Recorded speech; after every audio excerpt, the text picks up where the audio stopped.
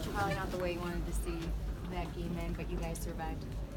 Yeah, we did, and I guess that's a good way to put it. We survived. I don't want to ever be Debbie Downer and take away from a win, so we got to win. We protected our home court. Just really disappointed in our almost lack of composure and poise down the stretch. They score 33 points to our 19. They shoot 63%. We have 6 turnovers for 10 points, and they scored 18 of their 33 in our paint in that fourth quarter. And we have some young guys that have to prove to me that I can trust them. And we made some big mistakes down the stretch. Thank goodness we were able to pull out the win.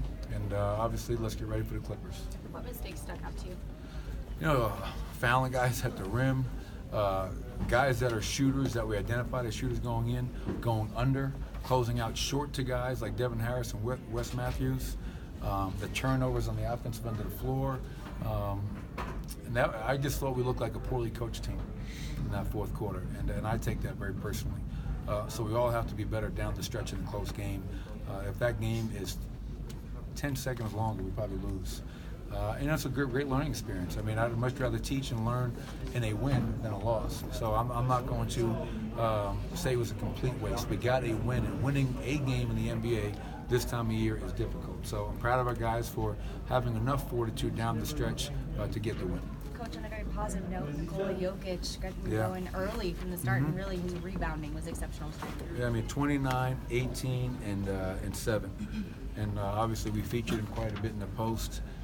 They went on a run. I called our last time out, tried to calm our guys down, take a deep breath. We're going to be fine. We're going to win the game. We're going to execute out of this play, and we're going to get a stop. And they did a great job of executing. We get Will Barton a wide open layup. So, and Nicole is a guy that makes the pass. Obviously, he's a guy that we're going to play through and we're going to trust. And he had a fantastic night first time. And Gary Harris's defense seemed to be key, as well as his offense, but his defense especially. Yeah, I mean, Gary goes out there and gets you 25 points and comes up with a big steal late. I mean, guards the basketball.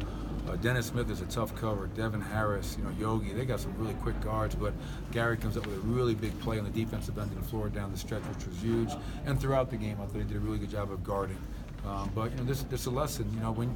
When you're up and you got a game tomorrow in LA against one of the hottest teams in the NBA, you can't give your opponents life. You can't give them hope. Hope is a very dangerous thing in this league, and we gave them hope in life, and we held on for dear life. Speaking about Nicola's night, what do you think just allowed him to get in such a groove from really the first quarter on?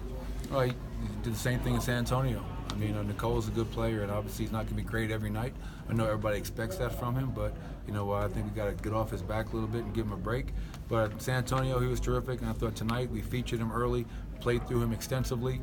We knew that their starting 5, Dirk Nowitzki, our starting 5, that we could look to go at him a little bit and make Dirk have to defend and make him play both ends of the floor. And our guys kept on finding him all night long. So Nikola took it upon himself, Harrison, just to be aggressive and confident and be very effective and efficient. He played a ton of small ball tonight as well. Do you think that helped him at all playing next to Wilson there at the 4? It could have. I mean, that was more of who we were playing and how they like to go really small. And you saw at times they had Smith, Devin Harris, and Yogi on the floor. Just 3 ultra quick guards, and those guys are hard to contain. So maybe there was more space, but we played big against San Antonio, and he had a very similar type game where he was very aggressive and very efficient in the post. So I think Nikola can play big, he can play small. That's why he's a great player. You talked about the high expectations for him. Is there a point at which you will have those heightened expectations, expect him to be able to night in, night out? Yeah, I mean it's a process. I mean, this is his 3rd year in the NBA, and he was a 2nd round pick, and now all of a sudden people want him to be Superman. And very few players in NBA history come in 1st, 2nd, and 3rd year player and put a franchise on their back. But what you love about Nikola, he doesn't shy from it. It's not easy at times for him, but right now we're just focusing on one game at a time, forgetting about all the other stuff.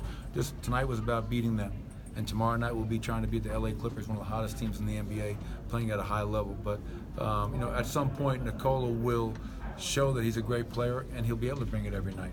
And I think the longer he plays and the more games he plays, he's getting closer and closer to that. What was your sense of Will Barton's game tonight? I thought Will was really good. I thought he was aggressive. He came out very aggressive offensively. I thought in that fourth quarter when they turned up the heat, that's where things got a little dicey. And they're trapping pick and rolls, and Will's not a true point guard. And that's why we had Malik out, because Jamal had to leave the game for a second. They wanted to look at his head. So then we only had one guard out there, really handler. And then once Jamal got back, we put him back in the game just to have 2 ball handlers out there, because their defensive pressure was impressive at that point in time. But overall, I mean, Will Barton gives you 22, 6 assists, 5 rebounds. Has an impact all over the floor, which I think that's when Will's at his best, when he's impacting the game in all 3 areas. You mentioned going into the post a lot to Nikola tonight. How much of that was team specific, what you saw in this matchup, and how much of that is something you'd like to emphasize, all the time?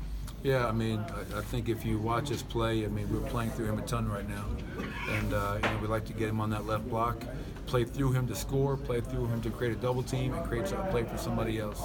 And I think we've been doing that heavy volume lately, and I think tonight was just another example of that. So it's not necessarily just because it was Dallas or Dirk. It's Nicola's our best player. Paul Millsap's not here. Let's play through our best player. To me, it's just kind of coaching 101. Play through your best guy where he's most effective, and he's proven time and time again that on that left block he's a special player.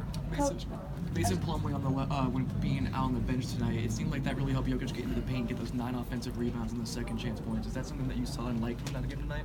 Yeah, I mean, I'm not gonna, everybody's gonna run with the Nikola played great because Mason wasn't out there. I don't see it that way. I think Nikola played great, and we played against a team that is very small, and depending upon who we play, we'll adjust our lineup. But Nikola had an impact on the game. I think no matter if he was out there with a small, with a big, or if I was out there, I think we'd have had the same type of game. He had that mindset tonight. He was very aggressive, very confident. And again, for us, it's going to be game by game. What lineup gives us the best chance? And what I love about Mason Plumlee is this. Mason Plumlee is about team and team first. He doesn't care about himself. He even said to me before I told him what I was going to do, is hey, listen, if you want to start Nikola at the 5 and move me to the bench, whatever is best for the team. That, to me, is selfless, and we've seen multiple examples of that this year. That's why I think we have a special group in that locker room. Coach, how unique is it more than halfway through the season? You're going to face an LA Clippers team tomorrow that you've yet to see. Yeah, it's I think 3 teams now. It's Milwaukee, Cleveland, and the Clippers we've yet to play. And, we're done with some teams like Utah, so it's that's the way the schedule breaks. Obviously, we're in the middle of another 3 games in 4 nights. The Rodney Dangerfield Nuggets continue to roll on, and we're going to go to LA and give it all we have to try and get a win against a very talented team. Thanks, guys.